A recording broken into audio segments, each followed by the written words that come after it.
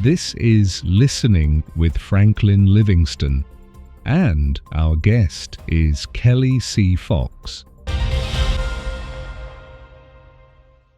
It's kind of like Michael J. Fox. Like he couldn't say Michael Fox because there's like a million Michael Foxes who are actors out there. Yeah. Yeah. Great. Well, welcome, Kelly. Thank you. Yeah. How are you liking the summer in spring or winter in summer? It's all confused, right? Yeah. I was supposed to go on a boat yesterday, but that didn't It's too happen. cold. Yeah. No, it was disappointing. Why? You Memorial Day boat thing with the family? So my family doesn't have a boat, but my mom's best friend has a boat. So it's like the ideal situation where like we don't have to take care of the boat, but we can go on the boat. We were gonna go yesterday to see the Greenwich concert that they were having because I love Alanis Morissette. But it was raining and it was storming. Yeah, It just wasn't safe. I wasn't cold. It's Yeah, not like no. you want to sit in a wind or No, you don't want to be on a boat. I like the idea of not having to take care of a boat, but still able to have fun at it. I'm still looking for someone, has a boat and is going to invite me and say, hey, let's hang. Well, her husband makes like sails and stuff for boats. So, yeah, they're very big boaters. Gotcha. But yeah, I feel like if you don't have the time or the dedication, it's just not really worth it. I have an actress. She has been in my 2 movies. Lives in Norwalk, Connecticut. Okay. And her husband is in the boating business. And according to her, there's a movie, George Clooney's movie came, I think last year. Oh. It has some boats and stuff. Cool. And so they supplied those boats, which, I mean, he never invited me to hang out. So, I don't know. Yeah, still waiting for that day. So you were born in Connecticut? Yeah, I was born in Stamford, Connecticut. Oh, yeah. And Stamford is a 50 to an hour ride from Manhattan, out of New York City. And how was that? It was really cool. This was before COVID. Yeah. You were born, right? Oh, yeah. It was totally, honestly, like the city has completely changed pre and post COVID. Pre-COVID, it wasn't like there weren't as many people coming in from New York, I would say. Like, I think after COVID, there was a big boom of people moving from New York. I don't know if that's because people want to get out of the city after COVID, but also like a lot of developers were really pushing that and advertising that. So it's definitely changed over time. But yeah, in the past couple of years, the traffic, I think, increased maybe 10 times more than Oh, what I definitely. saw before Definitely. COVID. Yeah, well, my dad's a real estate attorney. So, yeah, it's definitely like houses were going for a lot more than what they would previously Even go rents for. are extremely expensive. Yeah, the rent here in some places is like New York City. It's crazy. But I grew up like going into the city a lot because there were some stuff here for theater and acting, but it just wasn't the same. So I would go and like perform in New York City like on the weekends or like take class and stuff. So I was a frequent commuter and I still am. It's very easy. I mean, the train Metro North, especially if you're on a express train, it's 15 minutes. Yeah. As long as It's been a while I took a train to this route because it became so crowded and stuff, but it's very convenient. Yeah, unless you get the local, then it's So you always wanted to be an actor, singer? Yeah, always pretty much. I did my first play when I was 11, and ever since then, I never really stopped. I mean, I started really like pushing it professionally and auditioning for like getting on all the casting sites, I would say 2.5 years ago. But before it was something I just always loved. I thought that I considered possibly doing something in the business side, like arts management. That's what I did get. Part of my degree is in arts management, but Do you mind what school you went to? Yeah. I went to Emory University in Atlanta for 4 years, and I got a degree in theater and arts management with the business school, and I actually minored in music, so I did a whole bunch of stuff there. So how's the culture? That's the South. Yeah. And Northeast is considered more, a lot of people in the rest of the US would say, oh, you guys are the snooty or not polite, rude. Mm. So, how's it People are friendly. there? Yeah, people are friendly. I would say Atlanta is very different than the rest of Georgia. A lot of Georgia is like farms and small towns, and Atlanta is more like urban. Hmm. I mean, people are overall nice. It's definitely a different and slower type of living. The weather's really nice. I definitely miss the weather there. But yeah, it was really nice. The Atlanta is it's not really the safest place, so you got to be careful where you go. But I have family there as well, who I really enjoyed spending time with. My aunt and uncle and my cousins live there. So, let's go back to your child. Hmm. As a kid here in the Northeast, were you influenced by some sort of music or art or someone in the family, or just like seeing a lot of people involved in TV and film? How did you develop that desire to pursue that, even as a hobby when you Yeah. started? Well, my dad and my mom would watch movies, and I would kind of like act it out as the movie was playing and be like, oh, what would be my take if I was playing that character? Like even when I was like 6, 7, always. And then my family would go to Broadway shows sometimes, and I remember the first Broadway show I ever fell in love with was Wicked, of course. And then just like after seeing Wicked, I was like really hooked. I think I was like 8 or 9. But I was like, this Broadway thing is cool. And my grandpa was a really great musician. He played like every instrument. His specialty was the brass.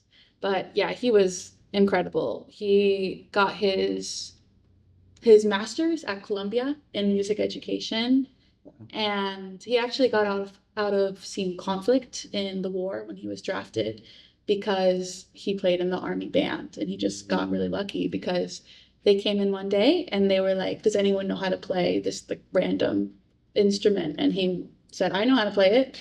So he got out of seeing combat that way. Cool. Really cool. Yeah. Yeah. So there was someone in the family who had the inclination. Yeah. Yeah, that's great. Yeah. And my aunt as well is an opera singer. Well, she's retired now, but she was an opera singer for many years. Now she's mostly a voice teacher. So, I asked this question to everyone to have their take, especially you mentioned Atlanta, Georgia, like not the safest city. Same, there are pockets in our beloved New York City. Sure, There are for sure. pockets, and what's going on? So, when you were growing up, where do you think a lot of people develop their moral formation or belief system that either they are so great or they go in the direction of attacking and looting or bugging? Ooh. So, how was your upbringing at home and school and places? I don't know. I think that like when people are sad, then they don't act like the best people. So, Kelly, you have been in an international movie, right? Yes. I'm assuming it's in Punjabi language. It's in part in Punjabi and in part in English. Oh, great. Okay. But no Hindi, right? No, I don't, Okay. no, I don't think so. And one of the A-listers is the lead cast. Is it okay to tell? Yeah, yeah. Okay. By the time this comes out, movie will be out. All right. So So coming Jimmy Shergill is a gentleman who is of Indian origin, East India, and he has been in Hindi films, which is Hindi language movies are also called, or the industry is also called Bollywood. But his ethnic background is a Punjabi. Okay. So, which means he has his own language and culture. A lot of Punjabis also make movies in their own language. And their industry, they use a different title, I think, there. And then they make a lot of movies out of Canada and the UK. Yeah. And I didn't know they'd filmed something in the US. So talk to us about that film. It was amazing. I really enjoyed working on that film. I really enjoyed learning more about like the Indian film world. I had no idea that India was the #1 producer of films. Oh, just imagine their audience Yeah. because they have the largest audience around the world. Yeah, I mean, it was crazy. The director said that they'd like flown all over to make movies. They'd flown from like Australia to Canada, and now they were finally in the US. But yeah, it's an amazing experience. I think it's gonna be a great movie. It's a drama. Jimmy Shogill is like one of the characters, and then his brother. It's about two brothers. One of them moves to America, and he kind of gets caught up in the American hustle culture. And then 9/11 happens and he starts to experience racism. And then he kind of starts to think about what is important to him. And then they kind of find their way back to India. Wow. Yeah, that's a so it's a period piece, Yeah, yeah. It's based in the 9/11. and it's still relevant. Yeah, Yeah. of course. So you guys filmed in New York City? We filmed in Long Island. Still, it's New York. Yeah. But it's Long one of the Island is also boroughs. closer. I know. Right. that's No, I mean, different. if you have interior, because again, interior, New York City, when we use this term, a lot of people think of Manhattan, Yeah. right? In Manhattan, you can't have a gigantic house to film in, Mm-hmm. especially if you're doing interiors. Yeah, street and all that. We also do that. Mm. And but we stopped it a little bit because there's a movie actually, so we used a motorcycle. Oh. So I decided not to take the motorcycle to Manhattan and drive on the roads. Mm. Things are changing a little bit. Well, you don't want to drive in Manhattan. I used to live general. there, so I have, Oh, really? of course. I don't want to drive in Manhattan. No, yeah, you should. No, I mean, I've also lived in Chicago. I've driven there too. So, but I think, again, it's the same idea when you become a bit mature, when you think there was a better way to do it, and also whom to impress. I know, I mean, there are movies, the one you saw, without giving the name, there are still movies, these multi-million-dollar movies that they still want to show somebody. It's like we have a scene and we didn't film. It's a different project, and there's a scene. Well, I am on a semi truck, right? So should we do it anymore? Because our plan was to do a 995, Mm. but God forbid, it's not about yourself only. You can also make somebody else's life miserable. You can put someone else in danger. So I think the more I am learning about, especially this show has been great. I'm learning about moral formation. That how do we contribute in someone's pain and agony without using these large themes? Because some people would say, "Oh, what do you want to do?" "Oh, I want to work in social justice." Mm. Great, but what does that mean to you? Yeah. Right? It's a big- Same thing, racism. So I don't know the story of this film, but what it is we gotta start thinking at our level. I came in this morning. I came a couple of hours before you, and I saw an African American gentleman with tons of boxes and stuff. So I thought maybe he's making a delivery, and I was like, "Hey, let me help you." And the only thing I helped was holding the door, so he doesn't have to go back in. And then I helped him use the elevator to get to sixth floor. And it turns out he is a CEO of a financial management firm. Oh. Right. So, what is racism? Historically, it's like thinking at a person and viewing them from a particular lens that has been given to us, either Yeah. politics or religion or community. And we're trying to challenge that. Especially, I try to challenge that through my projects. Mhm. And because I think that's my contribution. And so this show, I'm learning how people do it. And that's why I always ask, what was the moral formation and how people deal with it. Mhm. So how was the work environment? Did you eat a lot of Indian food? I don't know. I mean, everyone was really sweet. I still talk to the producer and the casting director who cast me sometimes. I went to his film was in a film festival in New Jersey, and I went to go see that. And he's really sweet. So they worked with the local casting director? No, he's Indian. But No, but he's US based? Yeah, he's based in New York City now. Ethnically Indian? Ethnically Oh. Indian. He's an immigrant. Oh, But yeah, he was really sweet to work with. I mean, I was well taken care of by them. They wanted to get me like coffee and stuff, which is really sweet. and your role was similar too, like sweet, or you were a bitch or whatever. I don't know. What did you It was a very intense, dramatic scene. It was a challenge for me as an actor for sure. And I was the the girl who was dying in 9/11, and I call my dad and I'm like basically reassuring him that I'm gonna be okay, which you know is not what happened. But yeah, it was a challenging scene to do.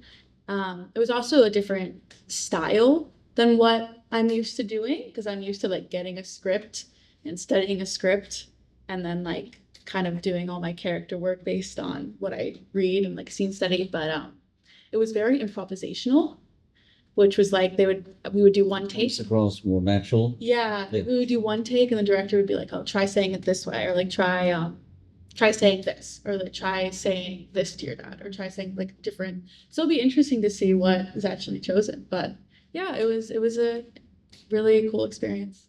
And it's great for you to do that because my struggle has been a lot of people don't like that. Mm. And they give up during the audition or the callback, which is really great for me because then I don't have to deal with them, say, if they're finalized cast. Mhm. I I think that has been most difficult thing to encourage actors to think about Mhm. because usually the actors who are young and coming out of conservatories and Yeah. drama schools, they have that idea. I have a scene. Yeah. Tomorrow I'm going to present in front of my class. Mhm. So I can analyze the scene, I can make my choices, I fix my objective, action, everything's Yeah. ready. And so there's a comfort to it. Yeah. And also the scene partner. Usually in acting shows, you know the scene partner. But when you are on a set and you bring your choices, and a person like me says, I don't think I like that. Mhm. And they were like, why? Because this is my take on it. And I have had those situations.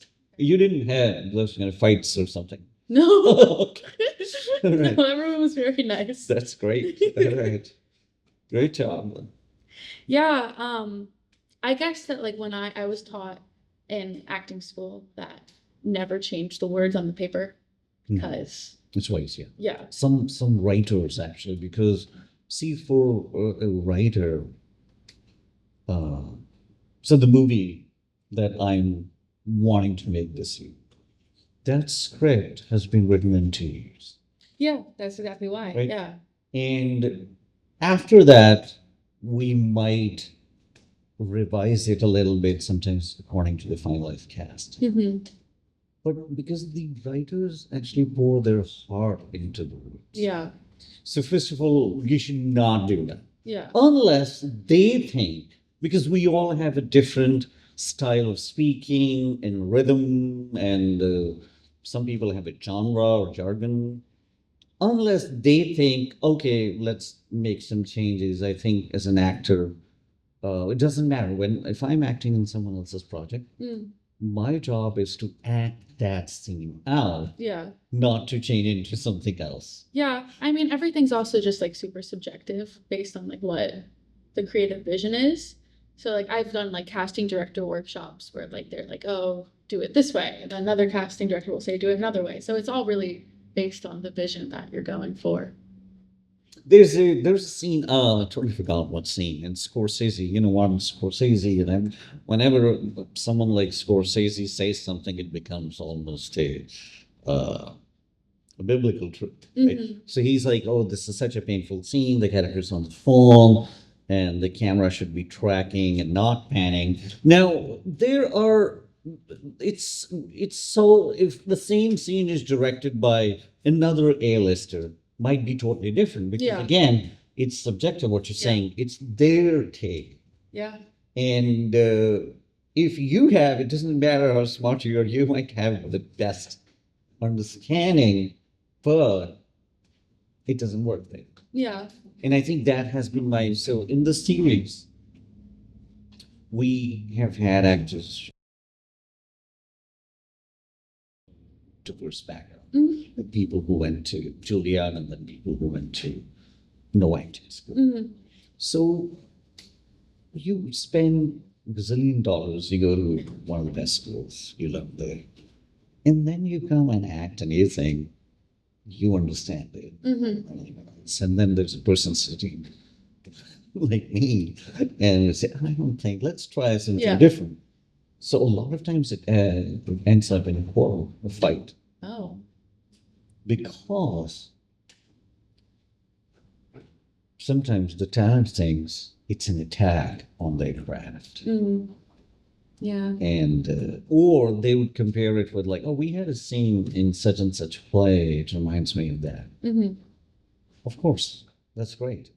But is it the same scene? Is it Yeah. the same play? Yeah. So it becomes tricky. Yeah. And I think the best thing is what I've heard from people who are successful.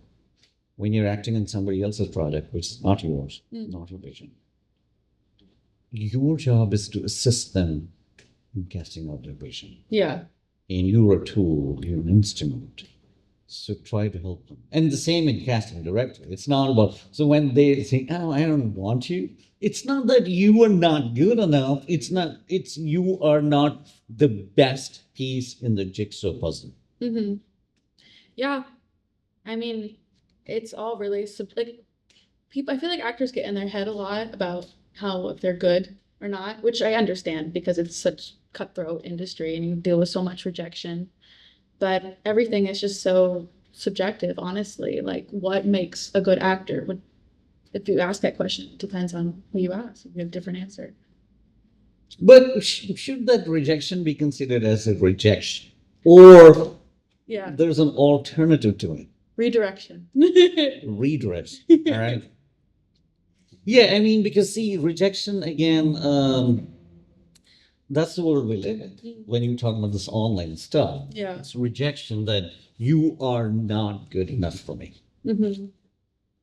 And I'm trying to see like how to find alternative ways to say, no, maybe you are great and they are not good enough for you, right? Or the plot is not. And it happens. What if you outcast, you outsmart this character? But you don't know that. That's the thing. How many lines are you given usually at an audition, including if I give 21? You'd be surprised. I had an audition a few weeks ago that was like 6 pages. Wow, yeah. good for you. I was like, It's such a generous casting director. yeah, I was like, oh wow. But usually they're like 1-2 pages. So Usually no they're not lines long. or whatever. Yeah. Because the auditions I used to get, I should say the name, but let's say there's a A-list project, right? And if I get an audition, so usually it has 1 or 2 lines, and almost no description of the character, only a couple of given circumstances. Yeah. And you can't really ask the question. Yeah. So then I'm just like, all right. What to do, right? Yeah. And I try to take those things non-seriously. And I can just say, okay, there was a project Denzel Washington is involved in. So I got that audition last year. And I did not want to do it because of the same thing. It had a line or 2. Yeah. Had no clue. Yeah. And usually they have like act start here, end here, and just send it. Which Yeah. I did. Like I was looking really shabby with like not shaving at all. I was like, okay, then I'm gonna have me. And it's because it's extremely subjective at that point. Yeah. When the casting director is sitting there half sleeping, okay, I want this guy or not. Yeah. And sometimes they just want to see, I see that. If the talent kind of comes across problematic enough. Oh. Yeah. I guess you don't want to work with anyone crazy. No, I mean, the talent came from New Haven. I said, okay, I want to see how you move in the space. And the same scene you had, I said, all right, we filmed it. And the interesting thing is, without giving the name, the person went to a medical school, one of the best, John Hopkins, Oh, after doing MD. And the person said, "Oh, that was for my family. I don't want to be a doctor. I'm not going to practice this. I'm already an actor." All right, great. Done short film. And I think the emotion is great and all that. And I said, "Look, you are a medical professional. yeah. It's very easy to tell you. Look at your profile. Your spine is all crookedish, or I mean, not straight. In your head, it's really going on, right? And we can fix it." No, I knew deep down that right away my gut told me the person is going to take that as an attack, right? But I also offered, not with me, but knowing that they're in the medical industry and all that, that you can get that fixed really through a couple of practices, and then we can talk more. But then there's the other question, which was sort of like I was trying to analyze that, will this person be good in taking directions? Or, some people, like, if you ask them to do it 4 times and they'll give up and say, "I can't do it more." Why aren't you happy with me? What do you want? Right? So, because they don't see the monitor. Usually we don't like show it this way. It's usually flipped. The side. Today it's a different day. So we have a monitor here. And so, yeah, I think that's why it's a very different world. But even like these network shows, Brooklyn-based type, I think the audition maximum I got was 4 lines. Wow. So if you're getting 6 pages, good for you. Just do it. Then you should be really happy. Yeah. Yeah. That was the longest one I ever got, I think was 6 pages. But that was. And that was a solo, or you had to find a scene partner? I had a scene partner. So you had to film it? Yep. And okay. Yep. So you found somebody? Yeah, I did. My dad did it, I think. Yeah. Oh, My poor father. oh God. No, that's a great support parents are giving. Yeah, no, he's a sweetheart, but Yeah. my poor dad for 6 pages. So you got in this international movie you did, which was a great experience, I think. Yeah. What I heard, even like what you're telling, that improvisation and making it more, I would say, natural, right, and appealing and compelling. If you're a character who's about to die, then you should look like somebody's about to die. Yeah. Right. But where do you want to go with that? What kind of projects you're looking for, or where do you see yourself in the near future? Well, let's see what projects cast me. Let's be honest. So guys. So that was an interesting experience because I feel like I've done a lot of comedy before that, and just like growing up, like I was always cast as the comedic relief, which I still love comedy. But I think it really kind of opened doors for me for like different parts I can play, and I'm kind of exploring more drama now and kind of like less putting myself in a hole. But in the future, I'm working on music that I'm going to sell to. I'm working with a production company that sells music to like commercials, TV, and I'm really excited to like get into the filmmaking process with that, with the music videos and like promotion and marketing, and I'm really excited to see where that leads. That's great. Yeah. Yeah. It's definitely it's a big puzzle, and there's a lot of pieces to put together, but it's also just amazing to have like some sort of artistic control over something. Because like I love collaborating with others, but like being like actually writing like my own stuff and like showing my own message and like exploring what I want is just really incredible. So I'm really looking forward to that.